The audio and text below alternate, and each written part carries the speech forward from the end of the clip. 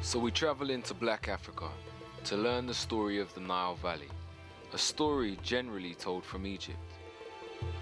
Today we're going to tell the story from a place that thrived before Egypt, alongside Egypt, and after Egypt.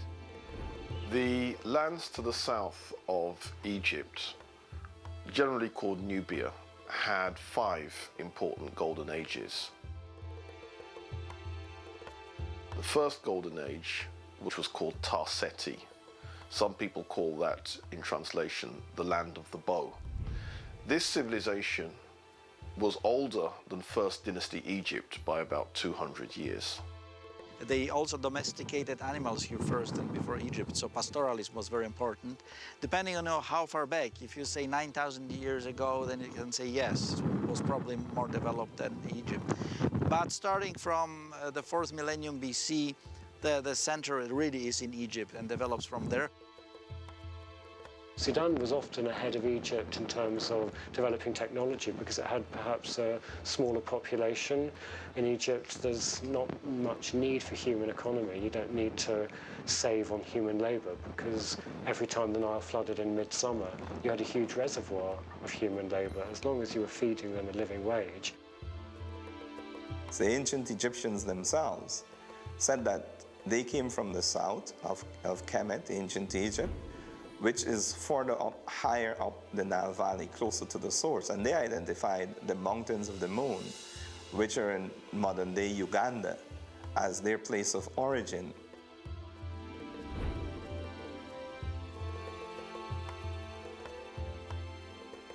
Most historians now accept, even the European Eurocentric ones, that it is the movement of the peoples from the south to the north that gave birth to Kemet. However, what they fail to recognize that is not just the movement of these one set of Africans traveling from the south to the north, but also movements of other Africans coming from the west to the east. They met and collected together in what is now Kemet. That's why that civilization was so powerful, because it was a multicultural expression of the African experience. It was several sets of different Africans coming together in one place and creating a civilization.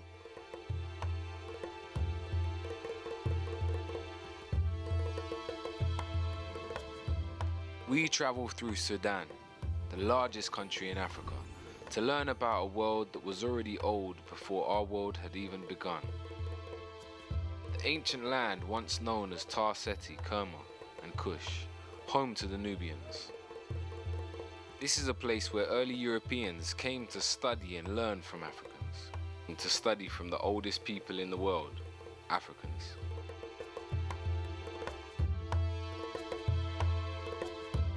So when you hear recent discussions on who were the black pharaohs, referring in particular to the Nubian pharaohs or the Cushitic pharaohs, those pharaohs they often call black pharaohs in a way to try and distinguish them from the others, but they can't be, because as we said, all the early dynastic and intermediate pharaohs were black.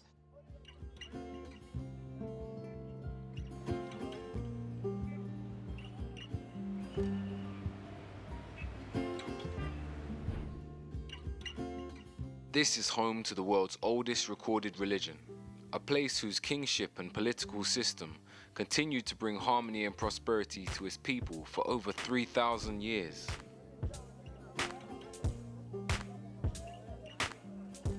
Today, Sudan is the largest country in Africa, rich in oil and other natural resources, but a country culturally split by the Arab African North and the African South. In recent times, this country has been greatly affected by civil wars and droughts. This is a place where the great Blue and White Nile meet to form the famous River Nile that runs through Egypt. This is an amazing land that predates Egypt, but for many is just another part of our world's hidden history. The question is, what happened? What was this ancient civilization about, and what left it in ruin? Why do we only know the story of the Nile Valley from Egypt? And why do we think that Egypt is somewhere separate from Africa? What do we still have and use today that was connected to this time period? We're going to peel back the pages of time and find out.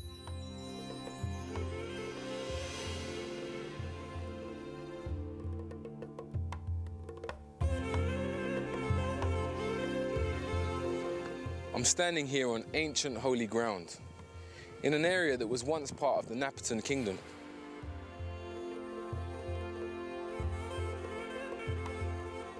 Today, this place is known as Jebel Barkal, which is an Arabic term that means holy mountain. It goes by this term because in ancient times, for over 1,000 years, this area was the Kemetic and Kushite religious center of the world. Home to the Nubians, ancient Egyptians, and other traveling Africans. Jebel Barkal is a very important site, both in the history of Kush and in the history of Egypt, or Kemet if you prefer. The mountain had a particular shape, and both the Egyptians and the Kushites regarded this mountain as the Holy Mountain. That's what the Egyptians called it, the Holy Mountain. So at Jebel Barkal you have this great ritual religious complex which is set up in a monumental form that we see first when the ruler of Kemet conquers it, when Thutmose III is building his great temple there, and then it continues, and it's in that area that Napata is.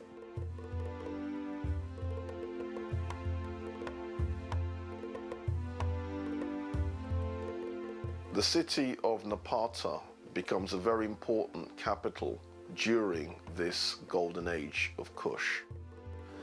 The site has a long history. We can trace it back to the 18th dynasty period of ancient Egypt, where the ancient Egyptians saw it as sacred to their deity Amen.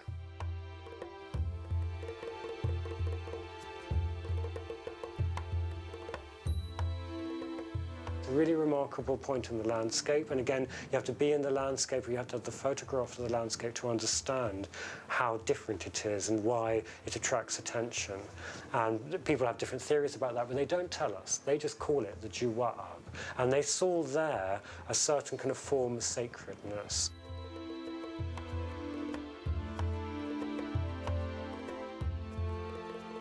So the influence of the Sudanese Nubians in Egypt is quite clear, but on the other hand, the influence of the Egyptians themselves in traditions, in religion, is still people having different minds of is it originated from there, or is it been acquired or adopted as gods by the Nubians? So here at Jebel Barkal, in between Upper Kemet and Lower Nubia, we find much shared culture. And there's much debate around whether it started deep in Africa, at the heart of the Nile, and spread upwards, or if it started in the north of Africa, at the bottom of the Nile, and spread down into Africa. We must have in mind that these political borders were not there. But the boundaries were constantly shifting in any case, and there'd always been a lot of trade between these two separate states, if you like. When you talk about Lower and Upper Nubia, you're talking about a span of land where people have got blood relations, and they have got some sort of culturation and acculturation always happening there. There'd always been a very strong relationship, and to me, the more I look at the cultures from these two separate states, the more similar they actually become. And I think we need to try and move away from some of the images that we see that show Nubia in particular as a very different country. We know for a fact that, as I've said, there was a lot of trade between the two, and that also many of the people would move across the borders effectively over time. So there's always a very strong, close relationship, and at certain times, you know, they were the same thing. They were just one. It's like the relationship between America and England.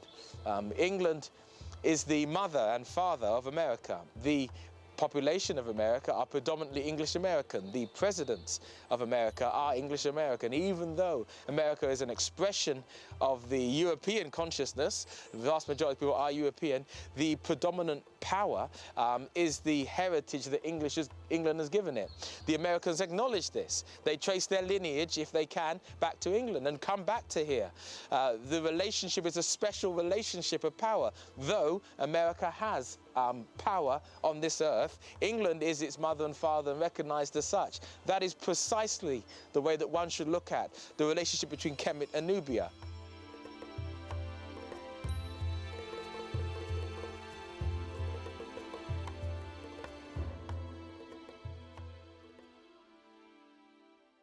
The religion of the Kushites is quite interesting. One of the important deities was Amen. Now, Amen is the pronunciation that the Hebrews give it, and some scholars agree to use that pronunciation. Amun is the pronunciation given to it by one of the old European scholars, Plutarch. In the language of Kemet, the word for hidden is Imen, or Amun is the way that we put it in English. And Amun is the name of God as creator who is everywhere and hidden, combined with Ra'ah, who's the energy of the sun. That's the metaphor for the creator, so Amun Ra'ah. But Amun is the hidden part, very much like the Christian, Jewish, Muslim concept of God as everywhere and invisible. The sun, the symbol of the creator, was reborn every morning. It reached its highest position in the day at noon, where it was known as Re. Re represented the creator, God, the sustainer of life on high at its highest point. When the sun set in the west, it was known as Amen. Amen is a Kemetic word which means hidden or concealed.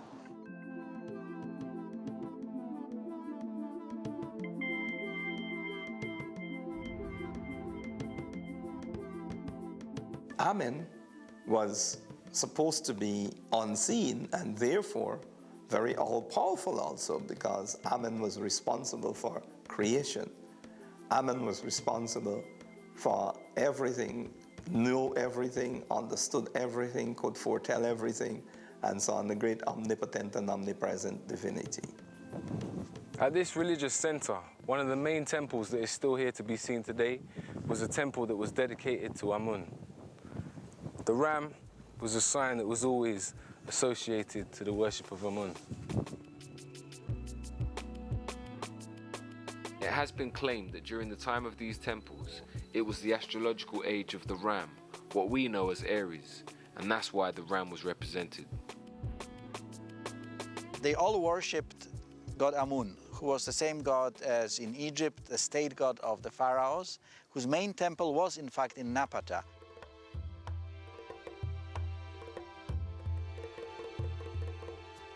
Their deity Amen, they make it quite clear. Amen is a deity coming from Kush. And then during the Kushite Golden Age, they resurrect that same belief system, and then they build monuments sacred to Amen, and then Amen's wife, or Amen's consort, Mut. Mut was the goddess of Amen. What's important here is that same site, the Egyptians had their belief that that's where Amen and Mut came from. So that becomes a very, very important center.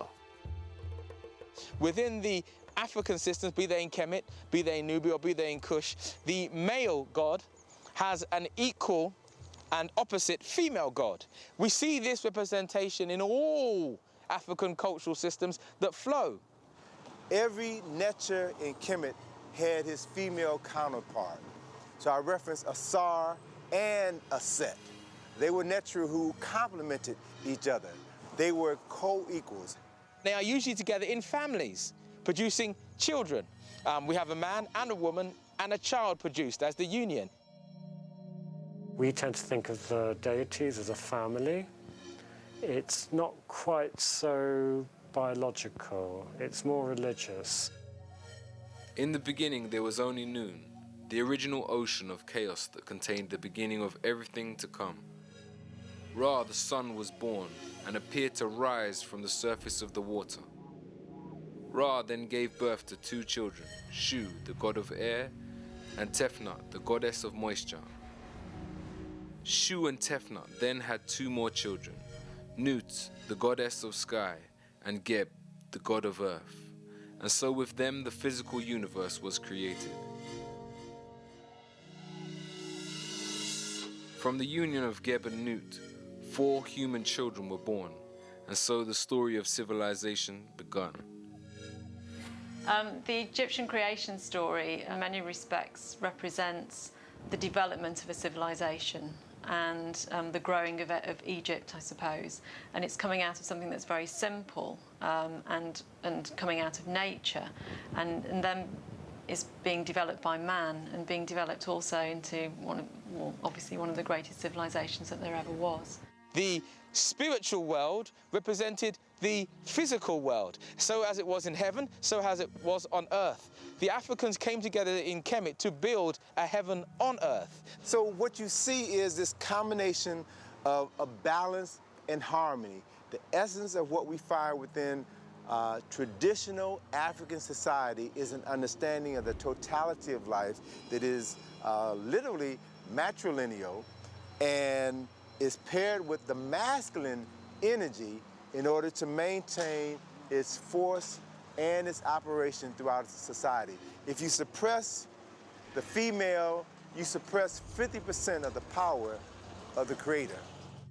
It seems to be really important, and in many respects the sort of male and female seem to represent the two different forces coming together. And I suppose it's a bit like the unification of Upper and Lower Egypt in some respects. Because they understood that it wasn't just about gender.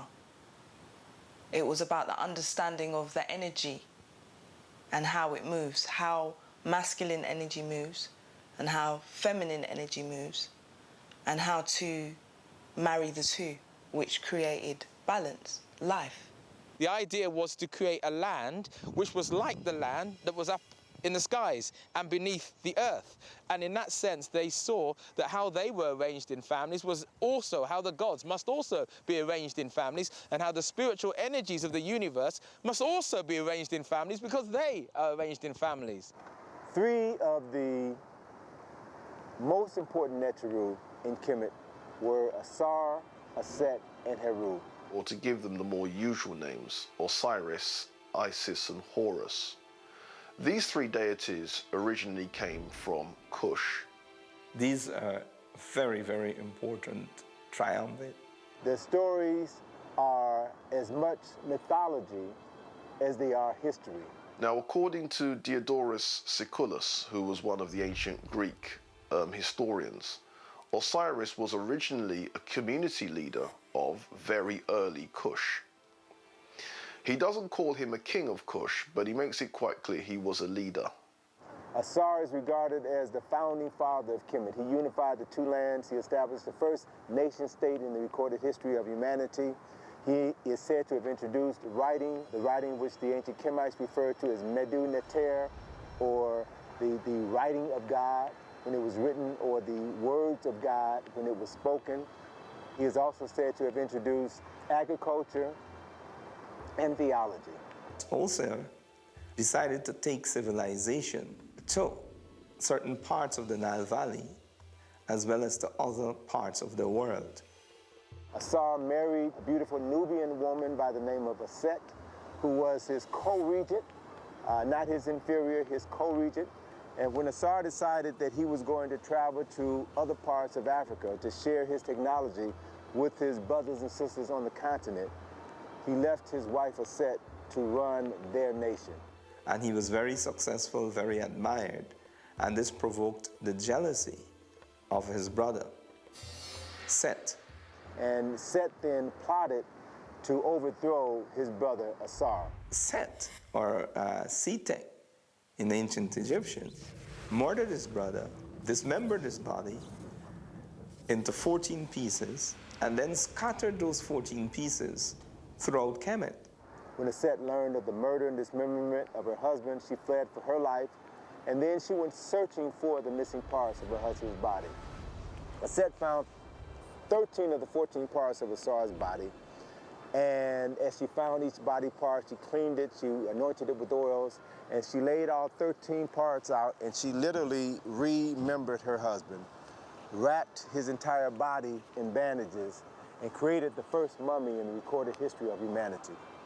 As Aset was preparing to bury her husband, she grieved because she was about to bury the man that she loved. She grieved because she was still a virgin. They had never consummated their marriage, and thus she would never bear children by the man that she loved. And according to the story written on many papyri in Kemet, carved on several temples in Kemet, the spirit of Asar came and impregnated his virgin wife, Aset. And then 9 months later, the virgin Aset gave birth to their son, Heru. Now, in the case of Isis or Set, She is the original Virgin Mother, and she is seen suckling Horus. He is shown as a child suckling his mother, and he's wearing the pharaonic headdress, making it clear that he was born a king. Haru is the son of Osiris, and he's the embodiment of order. He has to take over the kingship, and he has to do that through a struggle. So Heru was born, the son of a virgin. He was born with a specific purpose in life. That was to restore his father's kingdom, to do battle with his uncle Set and reclaim his father's throne. Heru would then take up his father's struggle, in a way, against his uncle Seth. One of those classic battles, not so much between good and evil, it's more a battle between order and anarchy. And Heru eventually triumphs over Set. At that moment, Heru was miraculously transformed into a falcon. He flew into heaven to meet with his father Asar, told Asar of his victory over Set. His father blessed him, and Heru then returned to Kemet as the legitimate heir to the throne. And when he ascended to the throne, the symbol of the Heru Badet, the winged sun disk, was a symbol that was carved above the entrance of every temple in Kemet to serve as a reminder of Heru fulfilling the reasons for which he was born.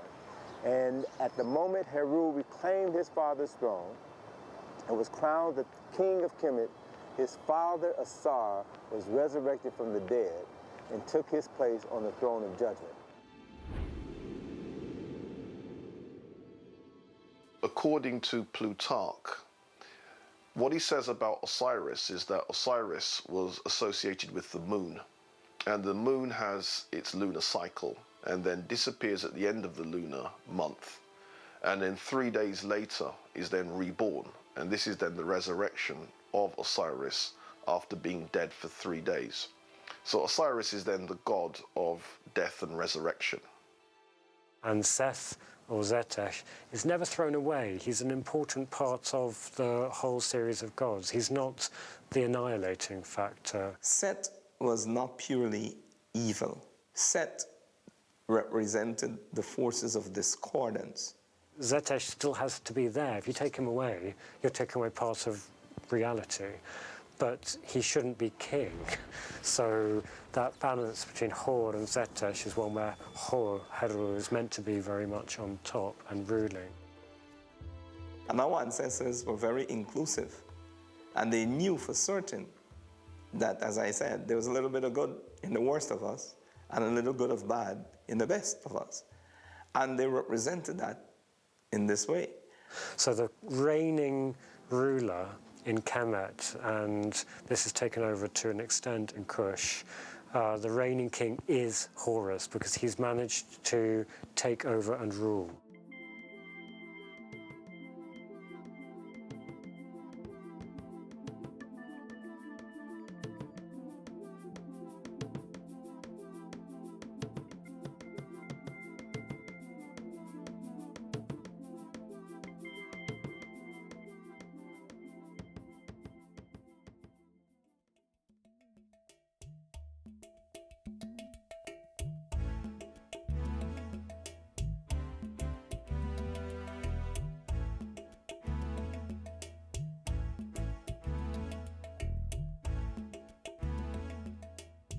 I'm here at Naga, at one of the Kushites' most well-preserved sites here today in Sudan.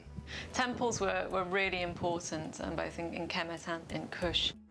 When you began to look at the development of temples, the temples that we find in Nubia, the temples that we find in Egypt, the temples were universities. In many respects, they were kind of mini universities. So you have your Egyptian elite living in the temples. They were developing languages, they were developing mythology, they were developing the religion. There were places where the so-called priests, who were actually priest scholars, part of a system of learning. And the fact that the temples not only acted as places of worship, but places of learning also. One was the house of the book, and the other one was the house of life, Per Ankh, meaning house of the life, house of life. The education was holistic So you couldn't study maths without studying geography or biology. Everything was interconnected. These priests that came out of these systems were to be the guardians or the custodians of this cultural practice. They were not theoretical religious people. They were individuals who were both warriors, both scholars, and both priests at the same time. It might be important to look at the system of education as a system of formal learning and the system of socialization as a way or the way in which one generation was socialized into the fundamental values and rituals and meaning of life of the community and therefore of the society. The belief was that you weren't born man or born woman, you were born male or born female. And through the process of passage, then you became male or you became female. The passage was intended to be arduous, rigorous. They would have had to have gone to the temple and gone through certain rites of passage. The socialization has to do with becoming an adult, with knowing your roles as an adult. And the training was both physical, both mental, and both spiritual. And a lot of this came to rest in the temple, where you had schools in the temple. The temple itself was not to be worshipped. The people themselves understood that they were the most sacred thing, not the temple. All the professions were premised upon somebody having completed what is called scribal training. To become a scribe was really to achieve the platform from which other careers took off. What I also find very interesting and very attractive about the Kushite civilization was that, unlike in Egypt, where it was only the educated classes and the priesthood and so on who could read and write, in Kush they achieved a high level of literacy. That meant that humble people could actually read and write and were encouraged to do so. In actual fact, I don't think there's any modern equivalent to one of these temples. They were both centres of scholarship, but they were also the centres of religion. So the custodian, the intellectual custodian, was also a spiritual custodian. Was also the warrior custodian. In times of war, it was they that pulled up their cloth and went to war. It was also they that kept the spirit of that nation alive. It was also they who kept the intellect of that nation alive in books and study. So there was no separation. Kemetian philosophy is so monotheistic. All of it was part of the one science, which is life. This science was not separate from religion. So the science and the religion were combined together. And it's that understanding that everything is interconnected, which is the spirituality. Everything in the cosmos, in the universe, is related to everything else. We're all interconnected. There is an understanding that there is one central energy source, but with different aspects. The aspects are represented by how we call in the Western world gods. But there is never a thinking that there isn't one monotheistic central source or power. There is the understanding, whether you're in Kemet, whether you're in Nubia or in Kush or in any of these kingdoms in the Nile Valley or any of the African kingdoms that follow subsequently, that there is one central source or energy from which everything comes from.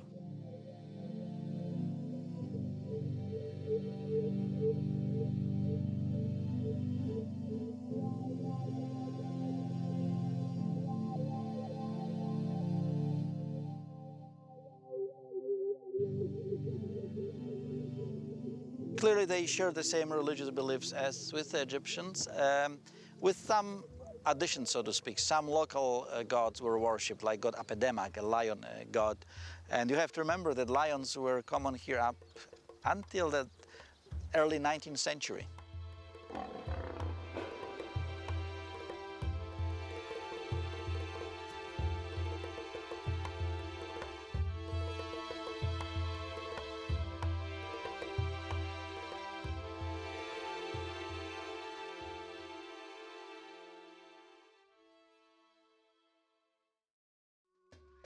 These historical sites found here in Africa are all that's left of the Nubian and Kushite cultures of people who lived all along the Nile Valley. These ruins are evidence of some of the world's earliest highly developed civilized cultures. These people had an understanding of astrology, medicine, philosophy. They had mapped out the world. They had circumnavigated and understood the planet that they lived on. We find that the people of the Nile Valley were responsible for developing the first calendar of 365.25 days. Now, because of the tropical or semi-tropical condition in the Nile Valley, there were clear nights and people could see the stars and the other heavenly bodies. And it is very clear that humanity began to notice patterns. Think about this. How long would it take, for example, for us to understand the movement of the moon? The moon travels around the Earth every 27.322 days. Because of this, the ancients based their month around a 30-day cycle. How long will it take for us to work out that the Earth goes around the sun once in every 365.25 days? The calendar was utilized as late as 4,230 BCE. Now, in order to come to that definitive understanding of how long it takes the Earth to rotate on its orbit around the sun, you have to be able to make celestial observations for at least 1,000 years to identify the patterns, to then correct the patterns, to come up with the most accurate calendar that has ever been used by human beings. The ancients of the Nile Valley based their year and months around the natural cycles of the universe. Each of their months was connected to an astrological sign, like our zodiac, and so their yearly calendar became a map of the Earth's human, earthly, and heavenly cycles.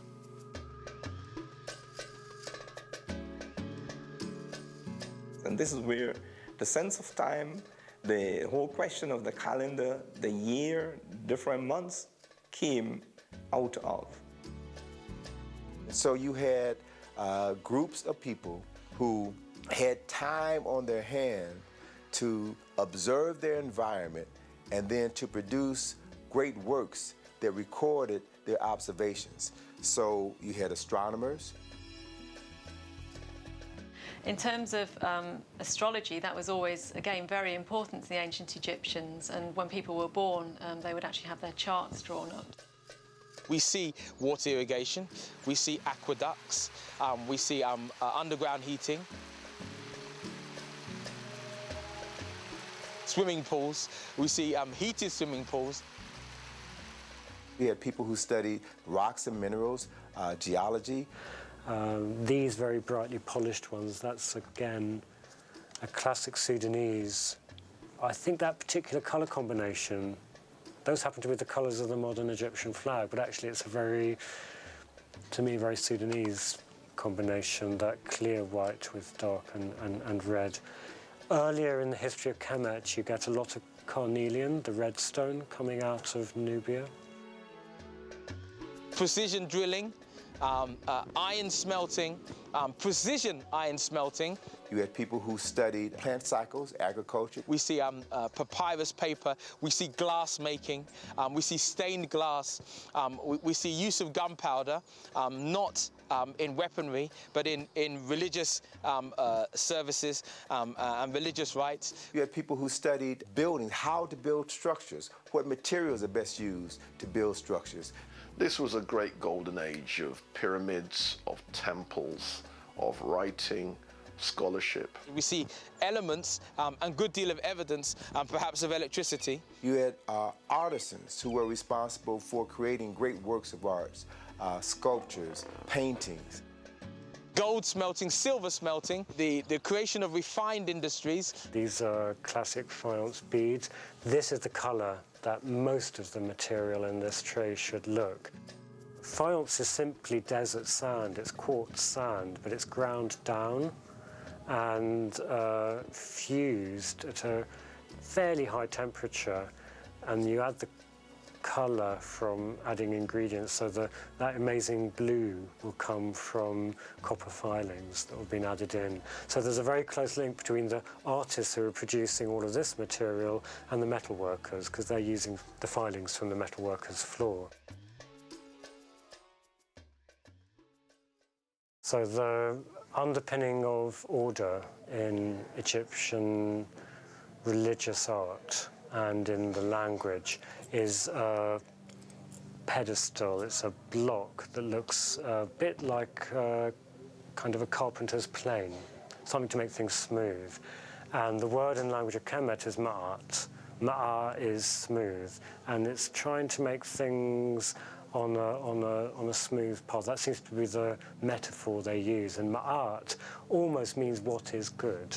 One of the most significant aspects of spirituality in Kemet had to do with the concept of ma'at. Ma'at represented the ubiquitous powers that flow throughout the universe, that maintain the balance, the harmony, and the order throughout the universe and on planet Earth. Ma'at was represented by a female figure with wings and an ostrich feather. One later came to recognize this figure of a human being with wings as a prototype for angels within Judaism, Christianity, and Islam. Ma'at was fundamental to the Nile Valley because it was its moral code.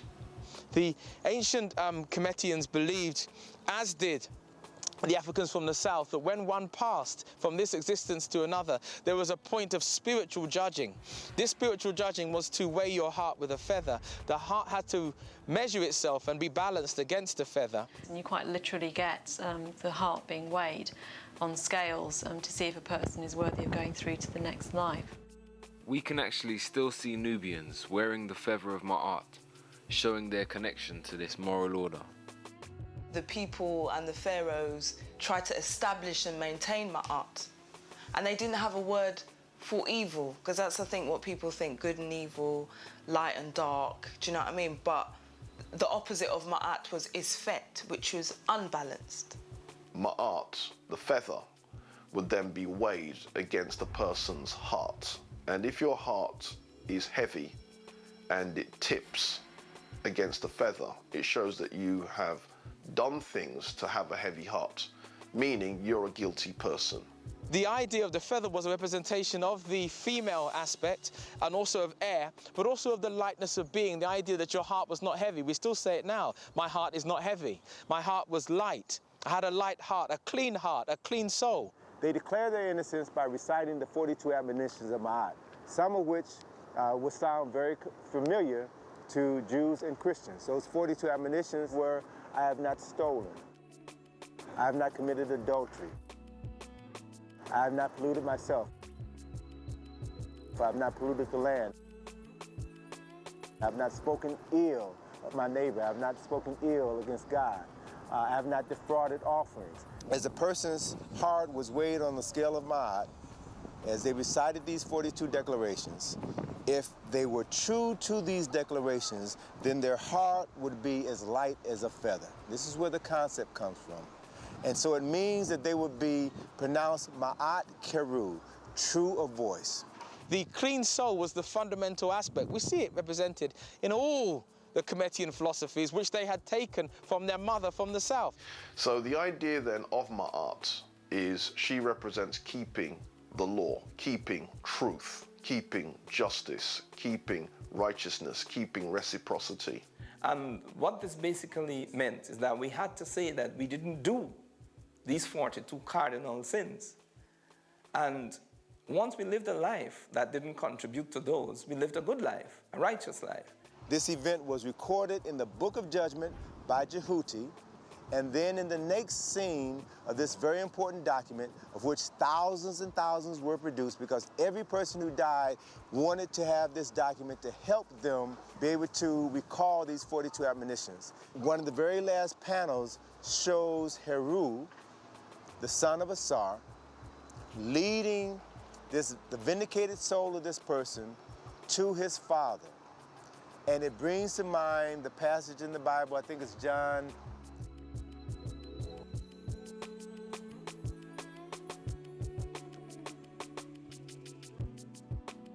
So Heru was the way, Heru was the truth, Heru was the light through which the soul of man was brought before the Lord of judgment and then proceeded to go into heaven or hell to experience the next life. Ma'at is also called Sit Ra'a, the daughter of Ra'a, the sun god, the creator. And although you find parallels for that in European Christianity, the church is called the daughter of God, so you can see that kind of idea that the great force that protects good is related to the creator. So Ma'at represented the means by which a person can achieve their highest spiritual level of understanding. This wasn't about religion, this was a way of life, of being, of relating to each other, because relationships was our highest value, how we related to ourselves. So before you can relate to somebody else, you have to relate to yourself. It's often used as a kind of unique force that you don't find in any other society in the world. I'm not sure I believe that, because I think every society defines itself by what it thinks is right. So in Kemet, the word of the language of Kemet for what is right is Ma'at. All of these ideas and concepts can be traced back to the Nile Valley, to Kemet, to Nubia, at least 1,000 years before the advent of Judaism. Talking about the importance of spirituality and of spirituality itself, not only to Kemet, Kush, and other places in the Nile Valley, but to all African society that remain African, even unto today. And I think it's important for us to understand that to be African is to be a spiritual being, because our ancestors recognize being spiritual as the fundamental of human existence. From the start, whether we look at the Nile Valley during the Tarseti, Kemetan, or Kushite period, we see a unifying system of understanding that gave the people their moral core. An understanding that may have changed slightly from generation to generation, but a knowledge of a divine force greater than themselves continued to be at the center of their civilization.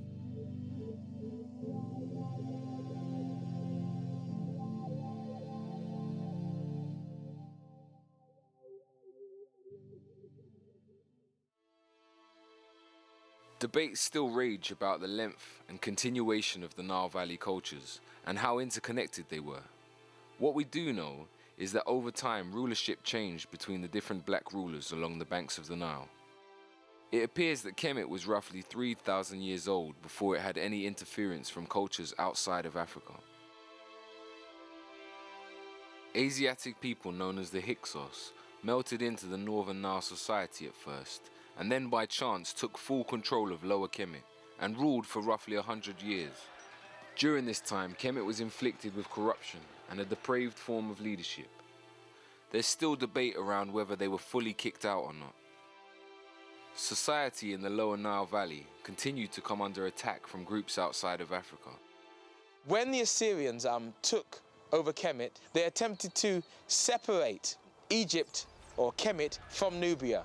Now, this was a hard thing to do since both sets of people were entwined. Their families, their culture, their religion was part of the same culture and religion. In about 1,000 years BC, the Nubians moved in and took full control of Lower Kemet, bringing the whole region under Kushite protection. When Kemet got into difficulties, it was the Nubians from the south who came from the south to the north to rescue Kemet. The Kushites, they decided to go into Egypt and to take control of the situation, to sort things out, to restore traditions, to restore religion, to restore law and order, and to basically remind the people in Egypt who they really were. They were trying to retake Kemet because Kemet was theirs. It was their bloodline. They were not foreign invaders. They were individuals who were part of the original bloodline, attempting to retake the bloodline and the land which was once their own. So that line of 7 or 8 Nubian kings was an attempt to give an African renaissance, to return Kemet back to African hands after the Assyrians were attempting to cut off Kemet from the Sudan or cut off Kemet from Nubia. During the period of Kushite rule in Egypt, the way they administered that country was quite interesting. What would happen is the male pharaohs would then rule from the city of Napata. Female rulers would then rule from Waset, which is in Egypt. In Africa, women didn't rule and men didn't rule. Men and women ruled equally with a co-rulership with different functions, where the woman was fully vested and the man was fully vested. And what I find interesting and very attractive about this civilization is the fact that women could actually rule in their own right. So they didn't have to be, rulers because they were waiting for a boy king to grow up, or they weren't ruling behind the scenes while, the guy was the king and he was the official ruler. They actually ruled in and of themselves. Now, who were these female rulers? Some people say that they were the wives of the Kushite pharaohs. Some people say that they were the sisters of the Kushite pharaohs. Whichever be the case, they formed a parallel dynasty, and that dynasty would be aunt being succeeded by her niece, and that kind of line.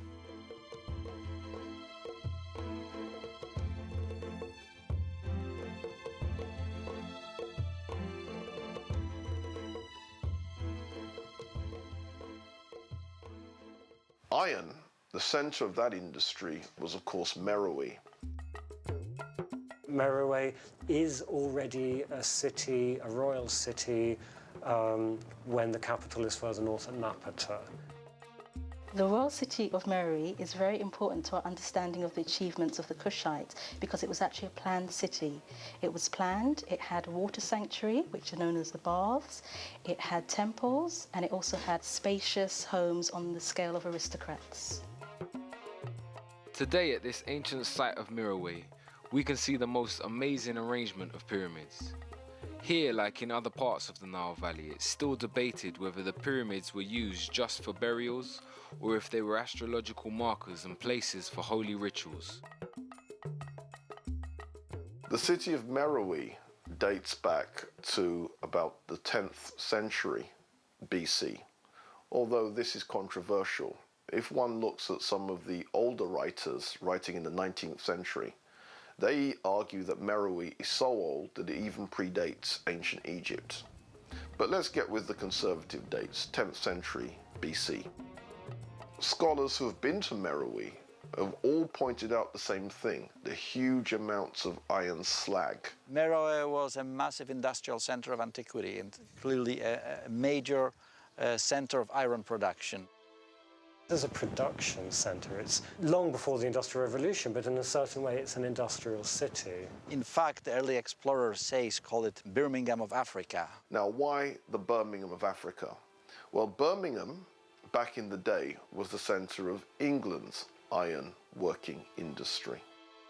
As an industrial centre, it was very, very important. The main thing that people think about when they talk about Meroe is iron. There was iron production there. Some people have even said they had steel production.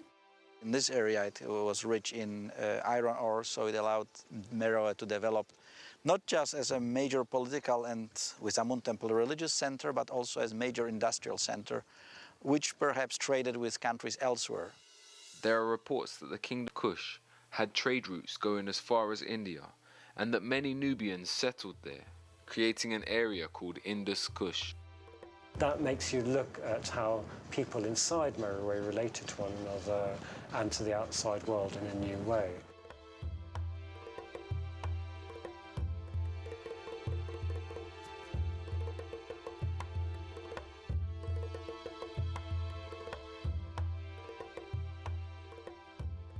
Meroe has a whole series of pyramids in a very good state of preservation. There are at least 84 pyramids, and it's quite possible that many more have since been found. I'm standing here at the pyramid complex of Meroe. Here in Sudan, there are over 200 pyramids that have been found here to date. This is almost twice as many as its neighbor in Egypt. These pyramids were built by the Nubians, and this is just one of the complexes that can be seen here today.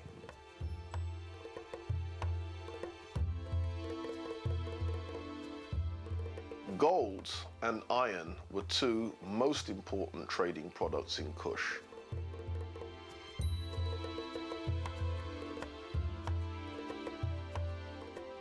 Gold has a long history because the reason why Nubia got the name Nubia in the first place is derived from the ancient Egyptian word nub, which means gold.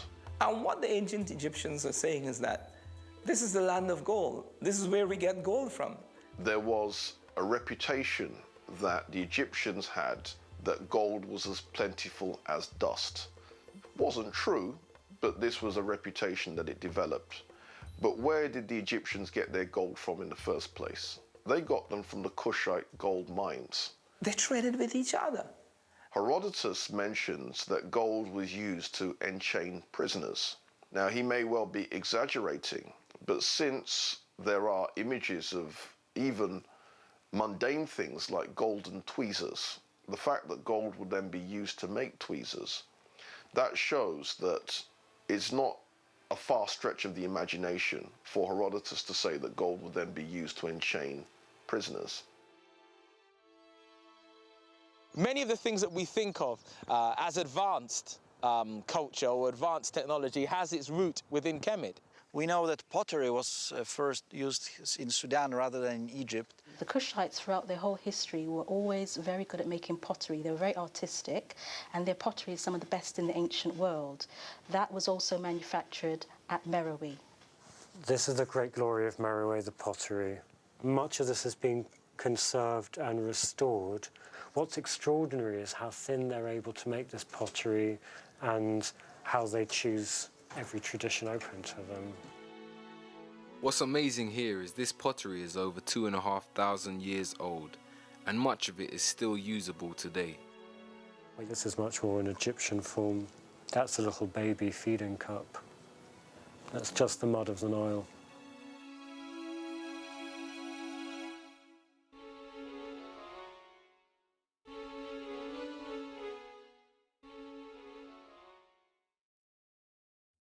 Now, the last ruler, Shepenupet II, was on the throne when the Assyrians conquered Egypt.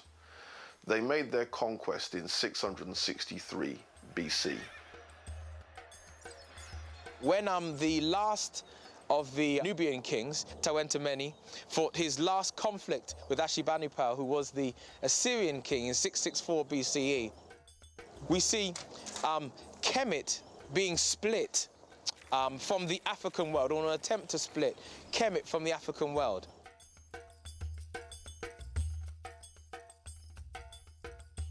As the subsequent more barbarous invaders took control of Egypt, the kings of Kush were afraid that their central kingdom would be attacked, would be destroyed. So they moved their capital from Napata to Meroe, which is why Meroe grows when Napata declines. The kings moved their burial ground, their pyramids, to Meroe, and perhaps they moved the capital city even earlier, around 500–600 BC. So this dividing line that was set up by the Kushite kings was a matter of defense, a matter of safety.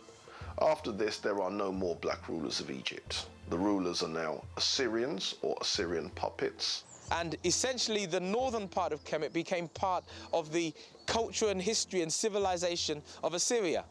Assyria became the focal point, the married line, the feminine line, the female line of Kemet was deliberately usurped by the Assyrian kings. And therefore Shepenupet II was the last independent black ruler of Egypt. As the Assyrian kings took control of Kemet, then we have a resurgence in consciousness in Nubia.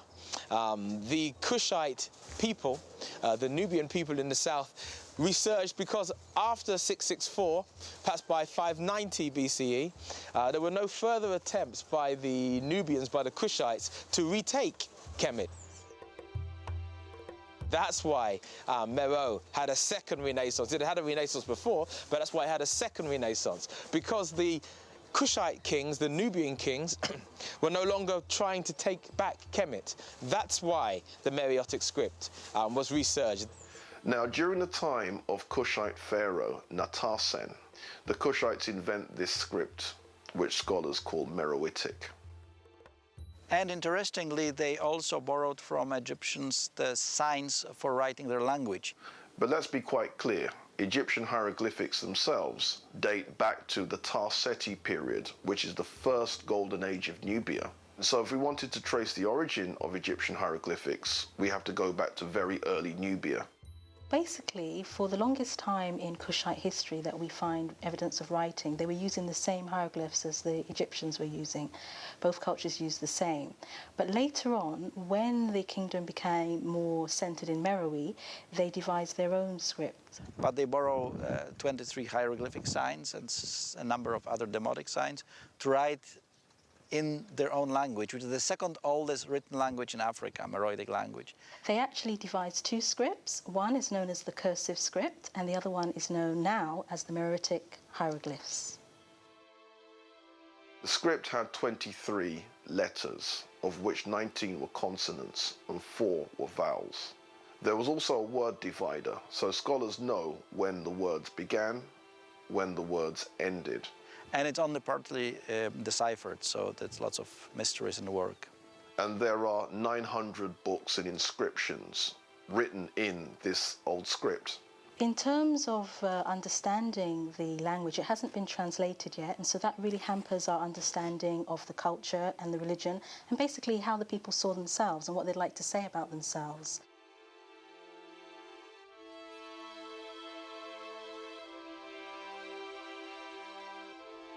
There are a couple of people who are trying to decipher the language, and one of the ways that they wanted to do it was to speak to people who today speak what may have been a related language. Time is running out because a lot of the languages of Africa are not spoken by more than literally sometimes a dozen people. And as the elders die and people don't capture these languages, we won't have that link. People in the landscape won't know what the sound was.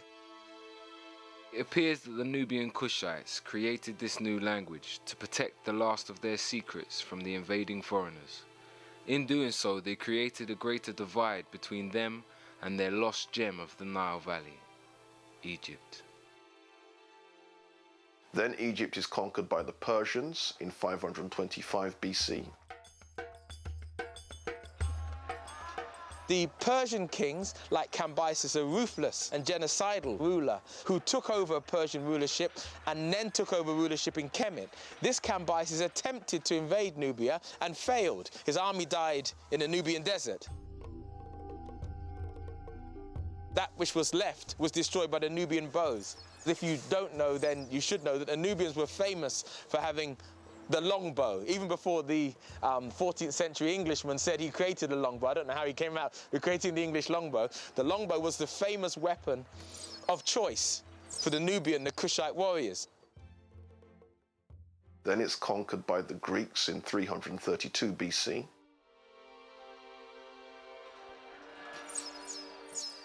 Then, of course, after the Battle of Gargamella, in 323 or 325 BCE, Alexander the Great, a Greek, a Macedonian, defeated Darius III. In defeating Darius III, Alexander the Great then became a pharaoh of Egypt. He took charge of Egypt, which is what we get the name from the ancient Greeks. That's what they called the country. So the Egyptian world becomes part then of the Greek world.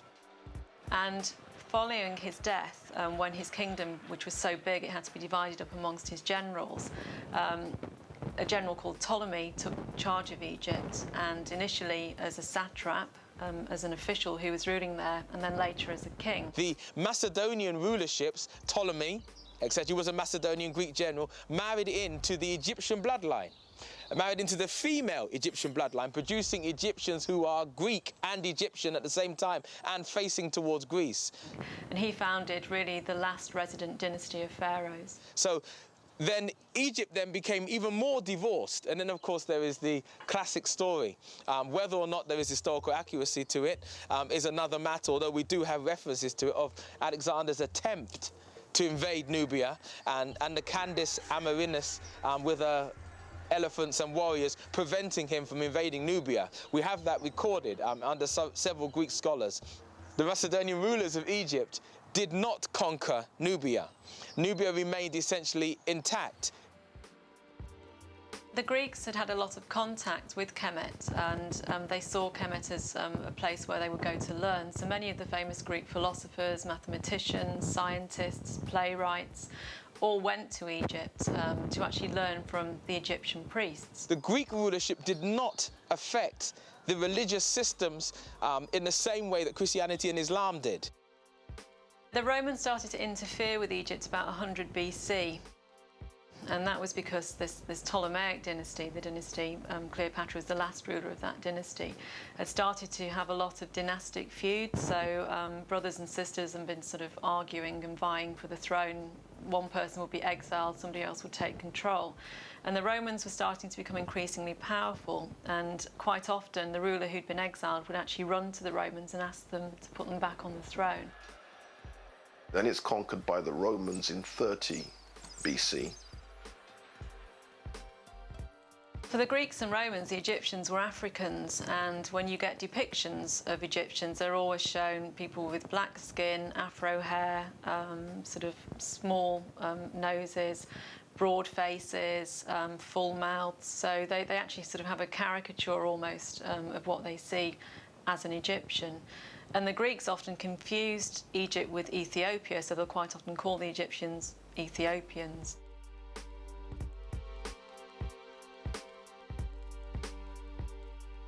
So obviously somebody with a dark face. And when they showed Ethiopians, they showed them in exactly the same way that they showed Egyptians as Africans. So there was no question at all that Egypt was an African country. It certainly wasn't seen to be European by either the Greeks or the Romans. Now, the Romans and the Greeks and the Assyrians and the Persians came to Egypt because Egypt was the breadbasket of the world. The control of Egypt and the granaries of Egypt was fundamental to the control of any civilization that attempted to control the world. Not only that, but Egypt, through its trade relations with the South, had control and access to the minerals of the South, the iron, the copper, the gold, the silver. The Roman system of coinage was based on gold and silver. Therefore, they needed access to the mines of the south. So the control of Egypt was fundamental in getting the trade from the gold and silver from the south to the north. So therefore, the control of Egypt was fundamental. Egypt was the most wealthy nation in the world, and it remained so through Assyrian, Persian, Greek, or Roman rulership. Egypt still was the most wealthy, not just in terms of gold and silver, which was, you know, tenuous in terms of its commodity value, but in terms of grain, wheat. Rome as a civilization, like the Greek civilizations, did not produce enough food to sustain itself. The Romans saw Egypt, and the reason they really wanted Egypt so much was that it was a grain source for their armies. When Kemet was invaded by the Greeks and the Romans, they effectively ruined the country. They used it not for itself, they used it for their own country. So, for example, when the Romans were ruling in Kemet, they took all the grain from there and sent it to Rome as dole for their people, because the Romans had a dole system where they would give people bread to keep them quiet. That was their dole. And all the grain that made that bread came from Kemet. So basically they ruined the country completely. But they also traded things like animals, obviously for their gladiatorial fights. A lot of the African animals were shipped over to Rome. Because the Romans saw Egypt as this sort of exotic and interesting, sort of another world almost. It wasn't just another country, it was a completely different world to the one that they were used to. So when you overexploit a country like that and you take all of its resources and you use it for another country, obviously there's going to be nothing left for that country. And over time, Egypt became poorer and poorer, and I feel that this ultimately led to the final downfall. So the relationship between Egypt and Rome was fundamental in Roman survival. Not in Egyptian survival, in Roman survival. I think Egypt was crucial to Rome's development, both from a political point of view, in that it gave it a very important, a very wealthy territory, but also because a lot of people in Rome became very interested in Egyptian religion and Egyptian cults.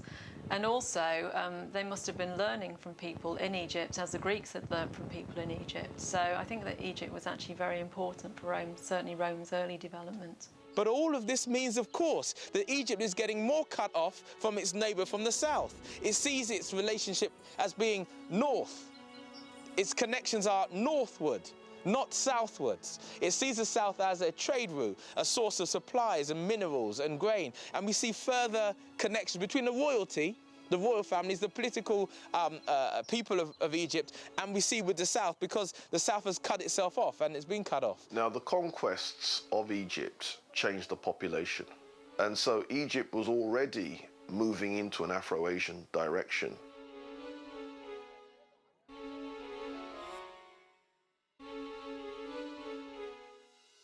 The calendar was actually adopted by the Romans. They decided to adopt the Egyptian calendar, so we've actually taken that from obviously the Romans, then spreading throughout Europe. So actually Rome's quite a key and important player in us today learning about ancient Egypt, because it adopted so many different parts of its knowledge and culture and was very, very keen to promote it. So as Rome tightens its hold on Egypt, and the failed attempt by Cleopatra and Julius Caesar to produce a line of individuals, that line being destroyed by Octavian or Augustus Caesar. And at that point, finally, Egypt loses its last resident ruler, Cleopatra. The line of pharaohs abolished. It's at that point that we have the end of dynastic Egypt under Roman rulership. And it's after that point, when Rome takes control, that we start to, in many respects, I suppose, see the downfall of Egypt and the demise of Egyptian culture.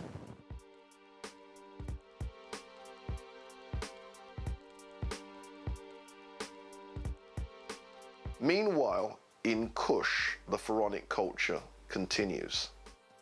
One of the great things about the Sudanese Meroitic Kingdom, they're one of these kingdoms that keep the Romans out. It's one of the kingdoms that the Roman Empire tried to conquer and failed to conquer.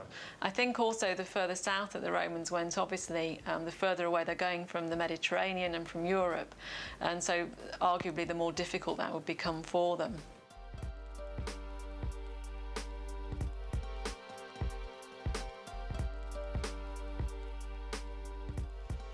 I'm standing in the center of the once great city of Miro. Behind me is a temple dedicated to Amun. Excavations done here in the 90s reveal temples with walls and statues covered with gold leaf, a remnant of Merowe's immense gold trade. At the heart of this ancient city, we find the remains of its spiritual center. Here, Amen was revered in temples of the highest splendor. When they moved here, they built another temple to this god, the largest, as I said, apart from Napata, in the Sudan, which unfortunately now is in a ruined state, as most of the site is. The royal city was walled with gates and towers. And one of the old sources makes it clear that the population of Meroe supported at least 200,000 soldiers and 4,000 artisans. And that would give us some kind of indication of what scale of city that we're talking about. Herodotus, the ancient Greek historian, made reference to a violet-scented fountain where people would wash and they would bathe in these aromatic salts.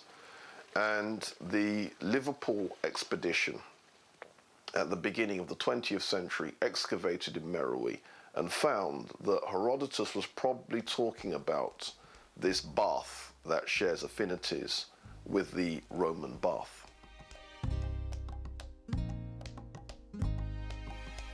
What's interesting about this capital is that only a tiny fraction of it has actually been excavated. Perhaps I am standing right now on the ruins on the temple, which is still to be discovered. In truth, at least 90% of it is still to be found. I hope to do it in the coming years. We did some preliminary sondages, and we found, again, domestic remains, but also a fragment of a temple from maybe 300 BC, so we hope to find it.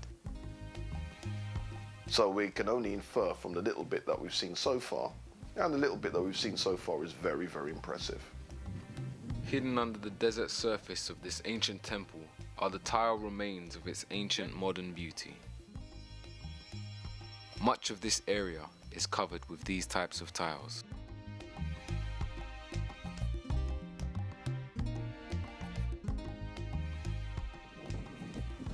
The modern-day neglect of these temples is only equaled by the invading nations that came in and replaced religions and took over the land of these areas.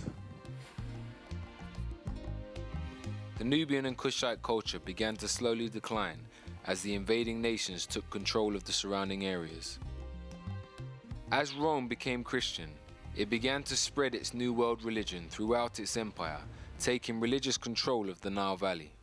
For the essential part, Kush remained essentially unchristianized.